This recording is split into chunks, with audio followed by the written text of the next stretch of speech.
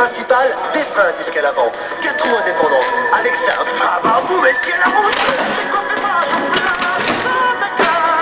Et la Citroën. Avec elle, c'est pas pareil. Ça c'est quoi?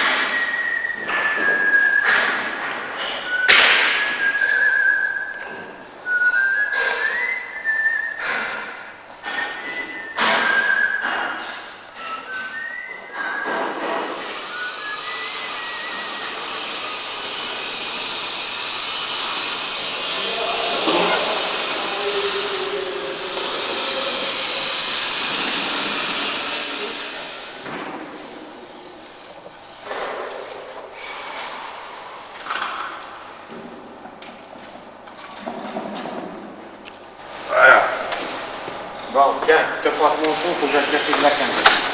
Ça finit, hein, oui. Ah, tu l'as perdu, on va descendre aussi, la perdu.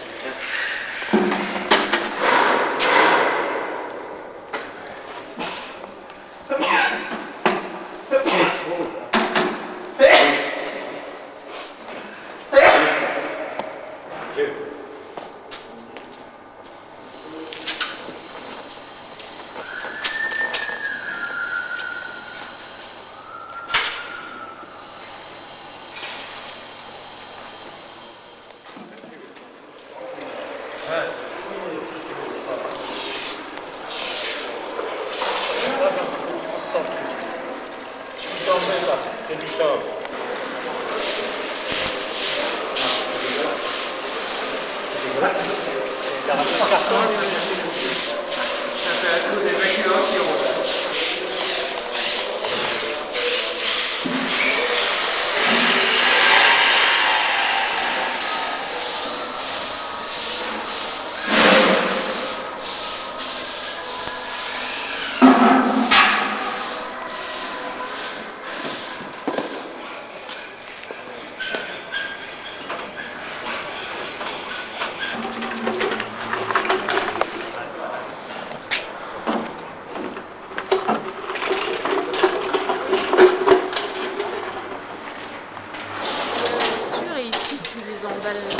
C'est comme t'es pas dans l'expo, c'était là.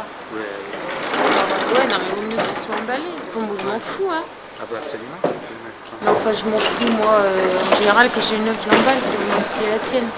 Je ferai un effort. Pas à côté, là?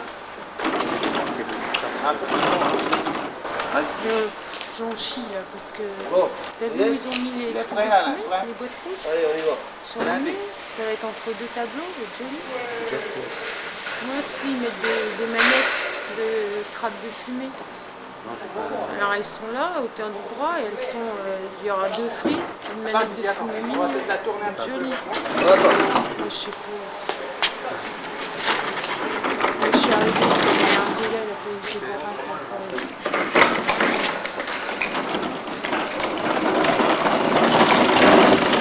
Ah là là, elle ne veut pas passer en hauteur. Si?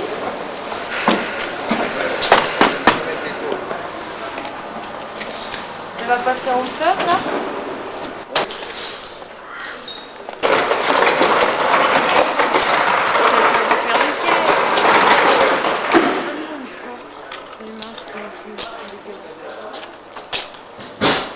Non, tu mets du bulle et puis tu fais des coins un peu plus épais en bulle pour pas bousiller les coins.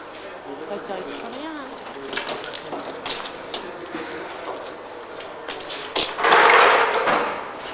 Oui, je m'amuse. Là, c'est un tout petit.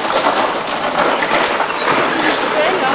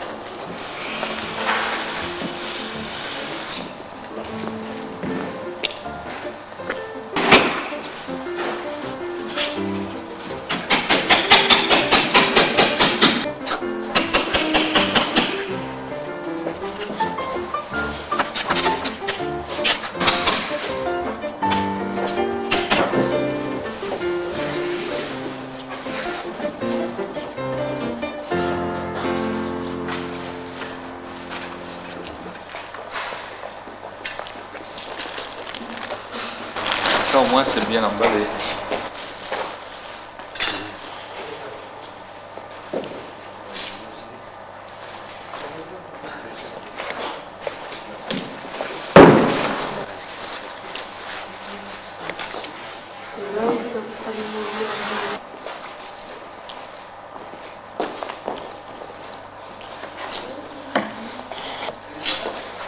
On va me tourner de l'arrêt.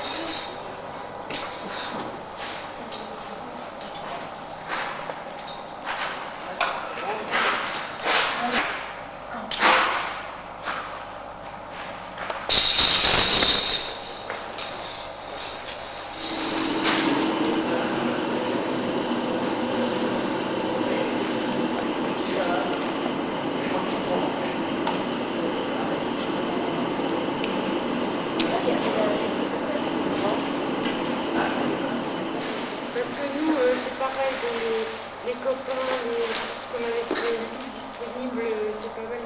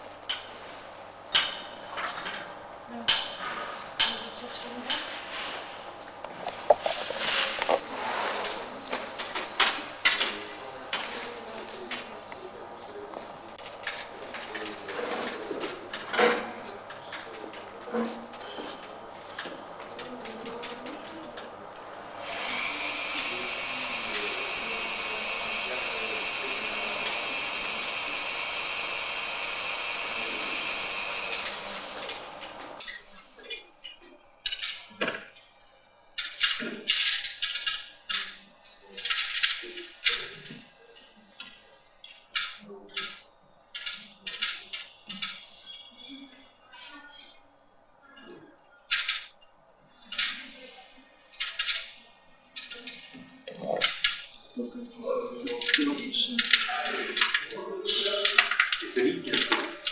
C'est cool. Ouais. T'as le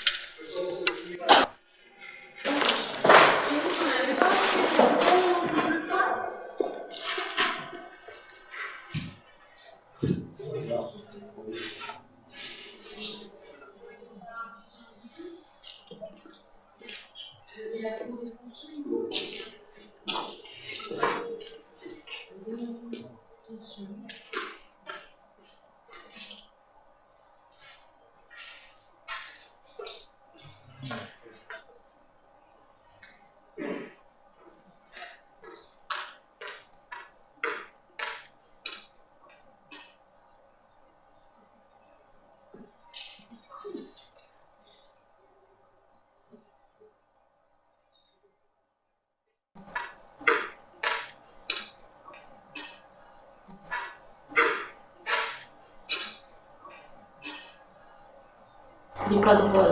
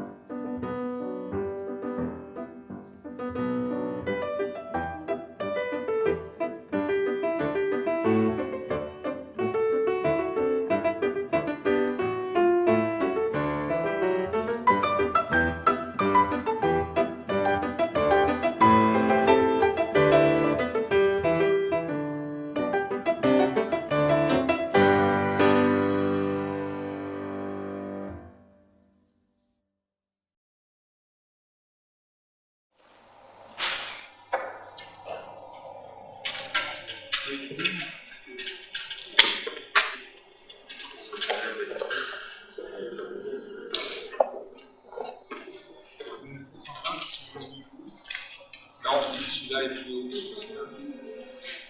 Pour enlever à 200 aussi. Hein?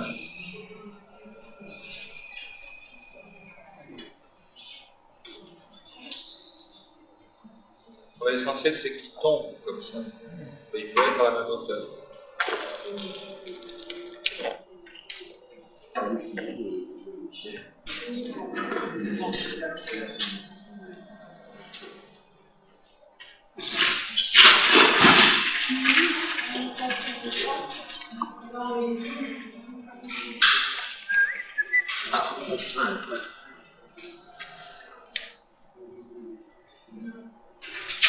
Ou de tissu. Dedans, il y a des vêtements.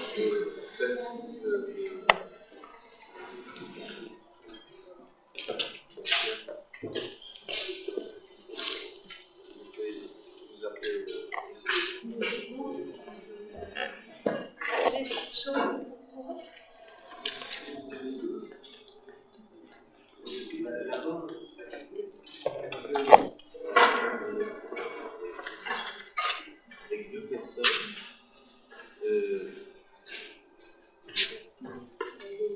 Là, t'as un sac de sucre. Qu'est-ce qu'on fait?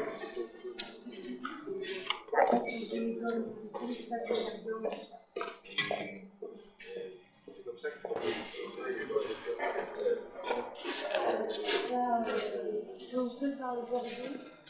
Là, tu vas couper un peu un peu de caramel. Avec le sol, on va mettre sur la gauche. Tu vas coller le truc et on a un peu comme C'est ça. Et en même temps, et j'essaye de prendre les sadlers, celles qui sont blancs, qui sont couverts de papier bleu.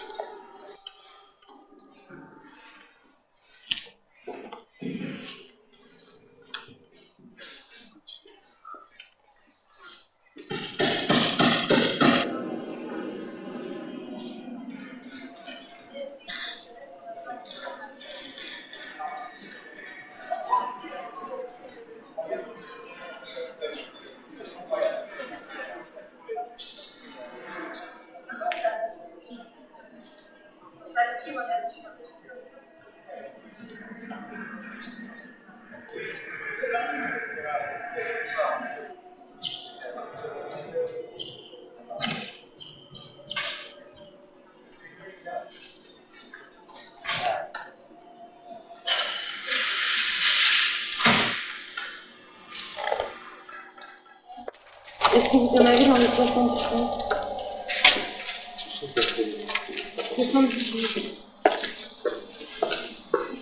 Il y a quoi, M. Choury?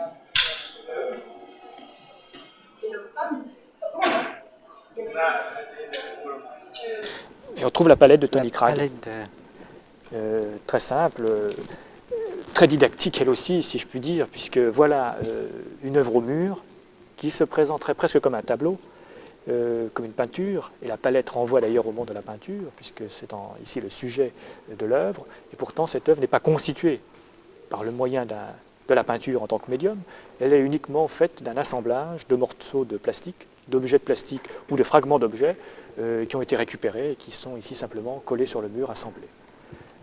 Une œuvre donc qui se propose comme un relief mural, mais qui fait doublement référence à la peinture par la couleur et aussi par le sujet.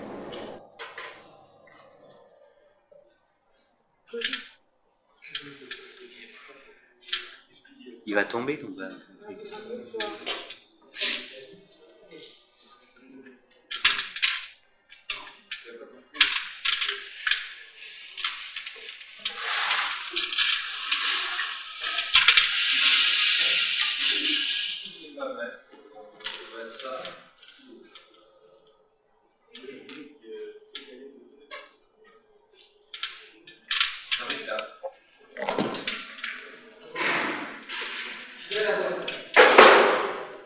Les deux autres portraits, tu les mets de côté. Là, fais coller.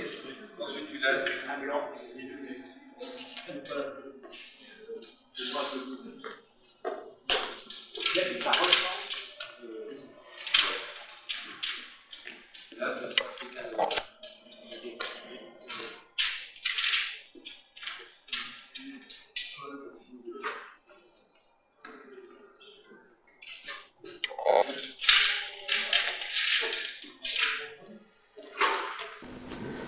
Xavier Doreau, au-dessus de la porte d'entrée du bâtiment d'exposition du FRAC, j'ai remarqué une enseigne, espace FRAC, espace écrit en noir, FRAC en rouge. Pourquoi une couleur et une calligraphie différentes pour chacun de ces mots? Pourquoi le mot espace? Je crois que la différence à la fois de couleur et de calligraphie tient à la volonté qu'ont eu les responsables du FRAC de bien montrer qu'il y avait ici deux éléments. D'une part, ce qu'on appelle un FRAC, c'est-à-dire une collection régionale. Il y en a eu une dans chaque région qui a été mise en place à partir de 1982. Et dans le projet des FRAC, il n'était pas question d'un lieu, il est question d'une collection, et d'une collection qui doit circuler. Donc la notion d'espace liée à la notion de FRAC, c'est une chose qui est spécifique à 2 ou 3 FRAC en France, et en particulier en Bourgogne. Cet espace, c'est un lieu qui est à la fois un lieu de conservation, un lieu pour les réserves, mais également un lieu de présentation à Dijon, de manière plus ou moins permanente, d'une partie, avec un roulement de la collection. C'est également une base de départ pour d'autres présentations qui auront lieu dans d'autres espaces à la fois dans la région et extérieurs à la région. On a voulu ainsi, je dirais, créer autour de la collection régionale de Bourgogne un double phénomène, un phénomène de collection qui circulera et, je dirais, un lieu de présentation dans la ville la plus importante de la région qui permettra au public de venir en permanence voir des œuvres accrochées. Qui est un lieu qui est au départ un lieu industriel qui, comme très souvent maintenant dans le type de présentation de l'art contemporain, a été aménagé de manière à pouvoir accueillir des œuvres de manière la plus simple possible, avec des murs blancs, avec un éclairage simple, avec le minimum de perturbation dans la relation directe à établir entre l'œuvre et le spectateur. Je crois qu'il y a encore ici une fidélité à un certain nombre de types de présentations qui ont été mises en place à partir des années 60. Il n'y a aucun maniérisme, aucun effet de coloris, aucune recherche de ce type. Il y a une volonté de simplicité qui est très importante. Oui, et le comité technique a participé à l'élaboration avec l'architecte. Non, je crois qu'il y a de ce niveau-là une décision qui a été prise à la fois par le pouvoir politique de la région et par le conseiller artistique en attendant la nomination d'un administrateur. Tous les choix qui ont été faits ont été par quelqu'un qui connaissait bien les problèmes d'accrochage. Je crois que les solutions qui ont été trouvées ont été autant du niveau du coût que du niveau de la qualité de présentation, des solutions excellentes auxquelles le comité technique n'a pas eu à adresser aucun reproche. Quant à l'accrochage lui-même, oui, pour cette première opération, les membres du comité technique ont décidé, en accord avec le conseil artistique, de pouvoir participer à cet accrochage, qui était quand même important, puisque c'est la première fois qu'on voyait les œuvres acquises par le Fonds régional d'art contemporain de Bourgogne de manière publique. On sait que cette première présentation peut être très importante pour l'avenir de ce type d'institution et de ce type de collection. Je crois que ce qui est tout à fait important dans cette première présentation, c'est qu'on a un niveau d'intensité dans la qualité des œuvres qui est presque ici permanent, c'est-à-dire qu'il n'y a pas de haut et de bas. Je pense qu'à la fois dans le choix des noms, puisqu'une collection c'est aussi un choix de noms d'artistes, mais également dans le choix des pièces qui a été opéré, il y a une volonté d'avoir des œuvres très significatives, importantes et qui ont un rayonnement, je dirais, tout à fait visible. Alors c'est vrai que c'est encore plus facile dans le cas d'un Richter, puisque nous sommes ici avec un tableau abstrait, je dirais très classique, mais ça l'est tout autant avec une sculpture de Vermeeren en marbre de 2 socles l'un posé sur l'autre. Ce socle est tout à fait intéressant par les problèmes qu'il pose sur la sculpture. C'est quelqu'un qui met l'accent précisément sur à la fois le support et ce qui est montré. Et il se trouve que dans le cas présent, ce que porte le support est égal à ce qu'est le support lui-même, puisque ce socle porte un autre socle. De Richter, je dirais que de préférence j'en ai, mais ça c'est le propre de chaque individu. Quoi qu'encore ici, il est évident qu'il faut se méfier, puisque cette œuvre, qui évidemment est très plaisante à la vue, est aussi à mettre en relation avec toute la production de cet artiste. Cette œuvre n'est compréhensible que dans le cadre d'un regard qu'on porterait sur toute la production de cet artiste depuis 20 ans. Puisqu'on sait qu'à la même époque, dans la même semaine, il peint également un paysage d'Allemagne figuratif, tout à fait banal. C'est donc ici un des styles de Richter, et tout le travail de Richter, c'est toujours à ce haut degré d'intensité de rendre compte justement de cette diversité des styles modernes.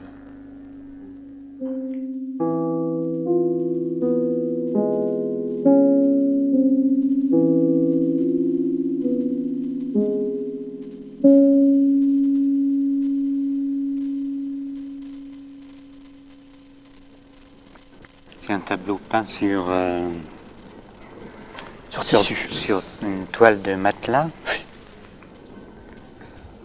Oui, il y a à moitié toile de matelas et à moitié drap de lit. Et il y a une couture au milieu, j'ai pas remarqué. Oui, comment ça se... Je pense que c'est derrière, oui, il y a une couture. On voit. Point de surjet.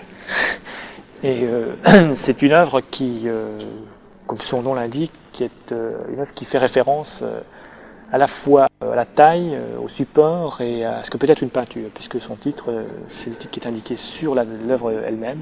C'est qu'un tableau ne doit pas être plus grand qu'un lit. C'est un tableau qui a une histoire, une double ironie. Est-ce que cette formule est valable pour tous les pays? Sans doute pas. Polke est un artiste allemand qui a beaucoup de succès, qui vaut très cher. La peinture, ça s'achète aussi à la taille. Aujourd'hui, les grands tableaux valent plus cher que les petits. Ce qui n'est pas toujours le cas dans la peinture ancienne, mais enfin, aujourd'hui, c'est à cette aune-là qu'on mesure et qu'on quantifie le prix de la peinture. Le tableau a été peint pour une exposition en France. Et Polke est un artiste trop cher, vu les taux de change, pour les collectionneurs français. Et le marchand qui vendait l'œuvre a bien spécifié à l'artiste, surtout ne faites pas de trop grands tableaux, je n'arriverai pas à les vendre. Et en réponse, Polke a dit, eh bien oui, vous avez raison, je ne ferai qu'un tableau dont la taille maximum sera celle d'un lit. À partir de ce moment-là, j'aurai ce discours sur la peinture en disant qu'un tableau ne doit pas être plus grand qu'un lit. Ce qui n'est également pas sans répercussion et sans ironie par rapport à la psychanalyse. Si on veut bien croire que le tableau est le lieu d'un défoulement de l'artiste, on peut aussi penser que le lit est un lieu d'autre défoulement. Et puis enfin, c'est une œuvre qui est très intéressante par justement l'utilisation à la fois de la toile de matelas et de la toile de drap comme support, puisque j'ai bien employé les deux termes, la toile de matelas, toile de drap, qui se substitue à la toile comme support. Et puis enfin, c'est une œuvre tout à fait caractéristique de Polke, c'est une œuvre d'un artiste qui travaille depuis 25 ans en fait sur la vulgarité, sur le degré de vulgarité dans l'œuvre, à la fois dans les sujets. C'est quand même un des artistes allemands qui a l'un des premiers eu pris comme sujet les camps de concentration, tout au moins ce qu'il en reste, les miradors, les fils de fer barbelés, mais également qui, à l'imitation de ce qu'avaient fait les Américains au début des années 60, a décidé de faire un tableau en hommage à la saucisse, qui est quand même le plat favori des Allemands. Il y a une espèce d'autodérision qui persiste ici dans la vulgarité de la peinture. Ces coulures de peinture, tout ça est jeté, ces taches, ces coulures sur le lit, je ne dirais pas plus. Oui, là, on a une pièce décorative de toutes les couleurs. Quel est le but du peintre? C'est de s'amuser à... Je crois que le but du peintre, c'est de faire un beau tableau. Et il a fait ici un tableau, certes peut-être décoratif, mais qui n'est pas sans qualité, sans puissance, et en même temps qui est un tableau idiot, au même sens où on parle justement, dans le domaine des animaux, un peu d'un chien idiot. Et ce tableau montre ici ce qu'on peut faire avec une composition de base sans grand génie, très simple, très référencée aussi bien au monde du vitrail, qui serait une espèce de gros plan sur le vitrail, qu'au monde de la composition abstraite. Le tableau abstrait étant quand même quelque chose qui a une histoire à la fois propre au XXe siècle, mais une histoire déjà longue, une histoire de style, une histoire de stéréotypes là aussi. Alors c'est à la fois un tableau de Harmleder et finalement c'est presque un tableau qui réunit beaucoup de références en sauce 5, tant du point de vue de la couleur que du système de composition, et puis qui se veut une composition sans génie et pourtant qui a une grande qualité. C'est cette espèce d'équilibre, ce fil du rasoir qui est souvent l'endroit, je crois, où les artistes aiment se tenir, en tout cas les bons artistes. Ne jamais se complaire dans une facilité, toujours être justement au bord de ces phénomènes de rupture, toujours pouvoir tomber d'un côté ou de l'autre et rester quand même en équilibre. C'est un peu la tentative que cherche Harmleder. Alors on pourra trouver ce tableau séduisant ou non. Il sera plus difficile de pouvoir l'analyser. Si un critique formaliste devait analyser cette œuvre, il aurait beaucoup de peine à faire fonctionner le vocabulaire traditionnel je ne sais pas, de l'art. Il y a des bleus foncés qui sont très peu nombreux, alors qu'il y a des bleus clairs, des roses clairs en plus grand nombre. Il y a un découpage et une mise en page qui est quand même assez efficace. Disons que... Oui, c'est fait suffisamment bien fait pour que ça tienne. Ça tient très fortement le mur. Et en même temps, ça n'a pas d'autre propos que celui-ci, que d'être une espèce de composition au degré zéro, symbolisant, résumant à elle toute seule peut-être toute la peinture abstraite. Après tous les discours qu'on a pu tenir dessus, vous savez, on a pu y voir à la fois un monde illimité, la tradition de Malevich jusqu'à Adreinhardt, ou au contraire... En passant par Mondrian. Oui, ou la tradition mystique, ou au contraire la tradition très systématique. C'est pas du tout un tableau systématique. Et pourtant c'est intéressant, parce que c'est fait par un Suisse. Et on sait que la Suisse a été, depuis les années 40, le pays de l'art systématique, le pays du discours formaliste. Là où justement on nous expliquait que la place de telle couleur, que tel réseau de lignes était en fait déterminé par un système, par quelque chose qu'on pouvait écrire à l'avance. Ici c'est pas du tout le cas. C'est, je dirais, la liberté du peintre. Tout ça dans des tons pastels, et avec des formes biscornues qui sont d'un maniérisme tout à fait affecté. Et cette petite coulure jaune là... Ça c'est je dirais ce qui donne la clé un peu du tableau. Ce qui fait que ce tableau n'est quand même pas très sérieux. C'est que non seulement il y a une coulure et qu'on ne l'a pas enlevée, mais que cette coulure elle remonte. C'est-à-dire qu'on a peint le tableau à l'envers. C'est-à-dire que l'artiste est en train de nous montrer ici que lorsqu'il a peint le tableau, il l'a peint dans l'autre sens. Et une fois que la coulure était faite, il a décidé de l'accrocher à l'envers. Ce qui n'est pas après tout nouveau. Vous savez que Kandinsky a découvert l'attraction, si on s'en réfère à cette anecdote, parce qu'il est rentré un jour chez lui et qu'il a vu un paysage qu'il avait mis à l'envers, qu'il avait accroché à l'envers dans l'atelier. Et il s'est dit, mais après tout, ce tableau est aussi bien. Quel est ce merveilleux tableau dont je ne reconnais pas le sujet? Eh bien, Harmleder est en train de nous faire ici l'inverse, puisqu'il n'y a pas de sujet, on a beau retourner le tableau dans l'autre sens, de toute façon ça reste un tableau abstrait. Mais la couleur, c'est une couleur qui remonte. Et est-ce que les gens voient cette petite coulure? Je crois que si on veut regarder une œuvre, il faut être attentif à tout. Et après tout, ça fait aussi partie de l'œuvre. C'est une œuvre discrète. C'est une œuvre discrète, ambiguë, pas facile à comprendre, qui nécessite quand même qu'on se pose des questions. Et pourtant, je crois qu'on se les pose parce que c'est une œuvre étrange. Une œuvre à la fois qui est satisfaisante et qui est un peu grinçante. C'est là où je parlais de maniérisme, c'est un côté un peu grinçant comme certains tableaux maniéristes, par le coloris en particulier et puis par les formes. Puis vous remarquerez quand même que cette œuvre, elle est intéressante et on se pose des questions parce que aussi, elle est à côté du tableau de Kawara. Il y a une forme de sérieux, au bon sens du terme chez Kawara, qui fait qu'ici on se pose des questions dans cette cohabitation. Et pourtant finalement c'est la même chose. C'est le même travail de peinture, c'est la même connaissance de la peinture, de l'histoire de la peinture, du statut de la peinture, par des artistes très intelligents et également qui ont un sens esthétique tout à fait développé.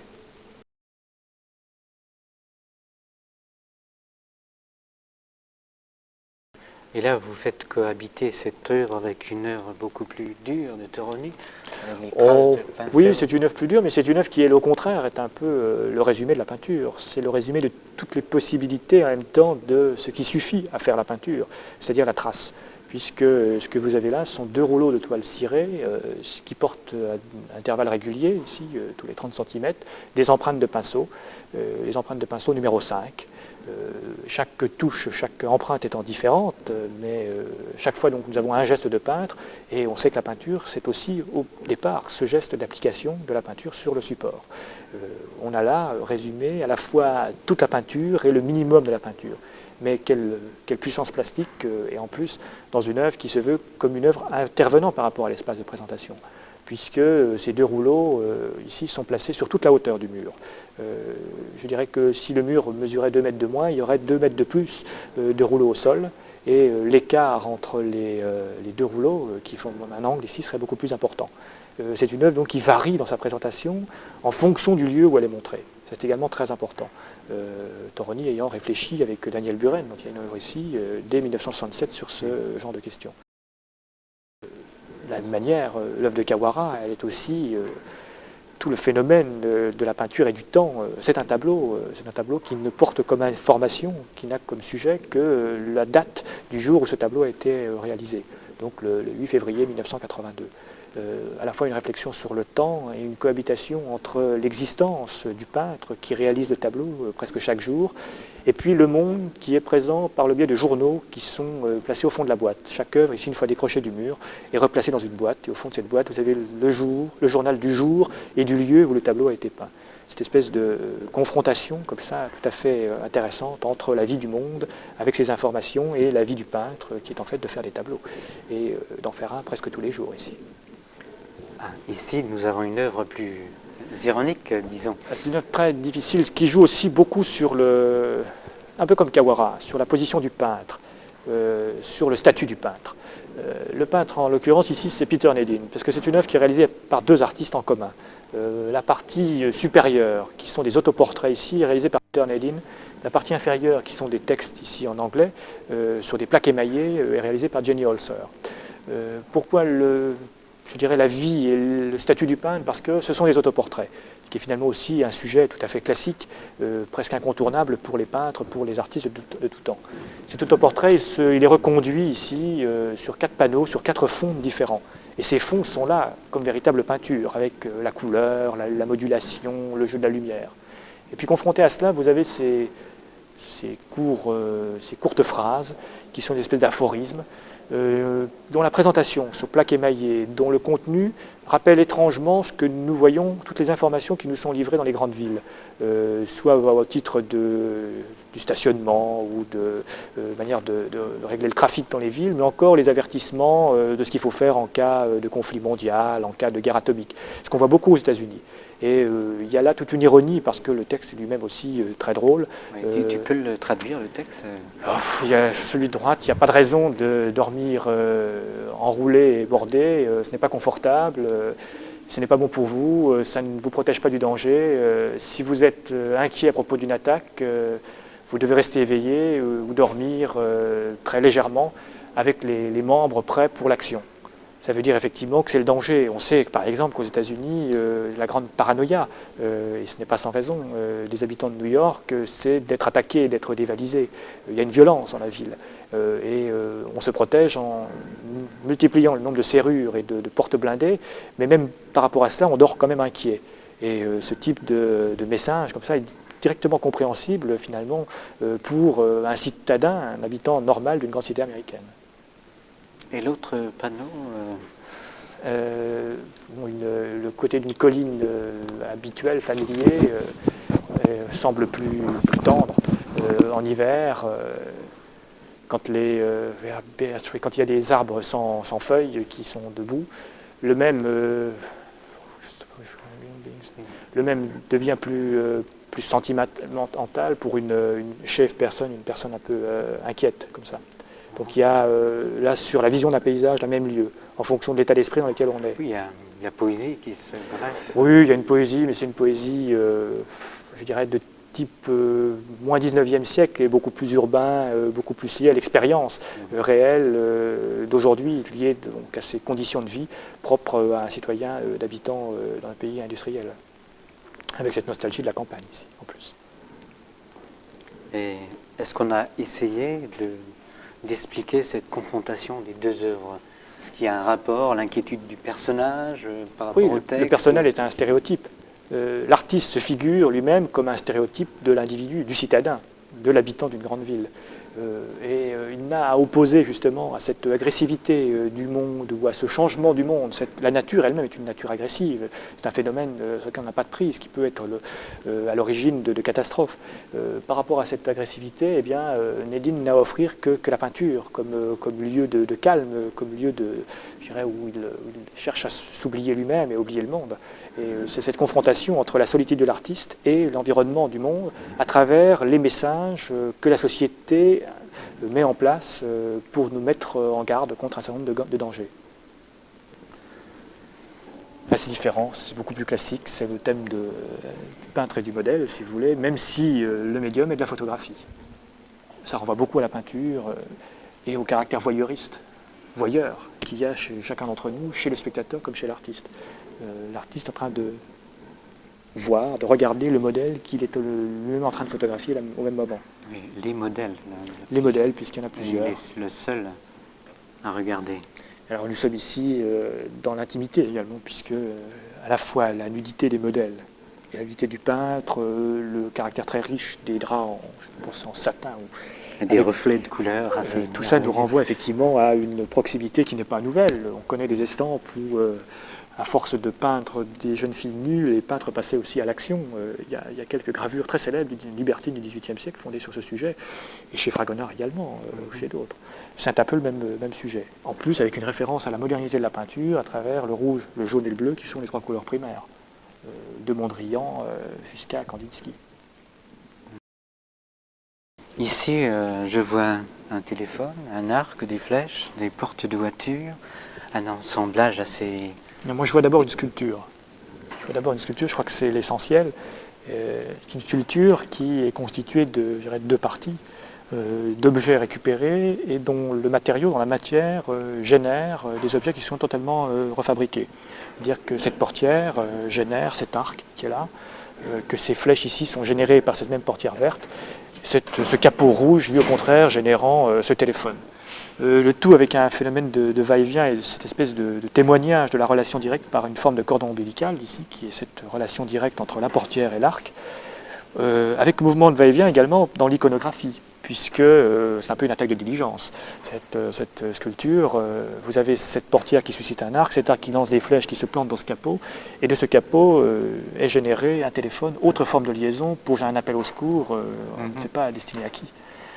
C'est très simple, et c'est le principe de Bill Woodrow, qui est un sculpteur anglais, qui est ici présent dans la collection parce que c'est un sculpteur très important, ne serait-ce que parce qu'il a eu cette idée, tout à fait importante du point de vue de la sculpture, et deuxièmement, il est présent dans la collection parce qu'aux côtés de Tony Craig, il nous paraissait normal d'illustrer ce courant représentatif de la sculpture anglaise des, mettons, 5 dernières années. Il y a un phénomène d'actualité également dans ce frac. C'est quelque chose qui rend compte des mouvements les plus importants qui ont émergé depuis 10 ans, même si certaines pièces reviennent plus en arrière. Il y a une volonté quand même de se tenir au plus près de la création d'aujourd'hui, de la création qui est en train de se faire. Et ici, on voit au sol un Richard Long. Ah oui, c'est une sculpture. Alors ça, c'est important dans la mesure où la collection ici a mis l'accent aussi sur un certain nombre d'artistes qui posent des questions sur le médium lui-même, tant sur la peinture que sur le problème de la sculpture. Je dirais que c'est presque une œuvre classique pour un frac. J'entends par là que Long est quelqu'un qui est maintenant bien représenté, aussi bien dans les collections publiques françaises que dans les collections régionales. Il y a un certain nombre d'œuvres de Richard Long qui sont conservées, tant au Musée national d'art moderne qu'au musée de Saint-Étienne, qu'au musée de Toulon, ou encore dans plusieurs fracs. Mais on a tenu à montrer cet artiste par une pièce tout à fait significative, dans la mesure où c'est ici quelqu'un qui va s'interroger à la fois sur le paysage et surtout sur la sculpture. Sculpture au sol, sculpture qui entretient cette espèce d'ambiguïté avec quelque chose qui aurait pu exister, relevant d'un témoignage d'une civilisation inconnue, passée, primitive. Ce travail de Richard Long est à mettre également en relation avec d'autres œuvres de la collection, comme Tony Craig est un autre sculpteur anglais, tout à fait différent, lui, puisque même si c'est une œuvre au sol et une œuvre en noir et blanc, elle est cette fois-ci non plus constituée de matériaux traditionnels, qui sont ici la pierre, mais de matériaux en matière plastique. Ce sont à partir de ces données très simples, je crois, que l'on peut introduire aussi bien un public attentif qu'un public encore tout à fait vierge de toute information à l'art contemporain. On ne parle pas de grande mythologie, on parle de choses simples, de choses qu'on peut expliquer à chacun et qui relèvent des grandes catégories de l'art, même si évidemment l'art contemporain a beaucoup perturbé ce genre de choses. On lira d'autant mieux cette œuvre qu'on a une connaissance des autres travaux de Richard Long. Mais je crois que le problème posé là est un problème général, c'est-à-dire qu'on lira d'autant mieux le travail de Richter que l'on connaît d'autres œuvres de Richter, on lira d'autant mieux le travail de Bertrand Lavier que l'on connaît d'autres pièces de Bertrand Lavier. Ce qu'il faut bien voir, c'est que cette collection n'est qu'une introduction, n'est qu'un appel.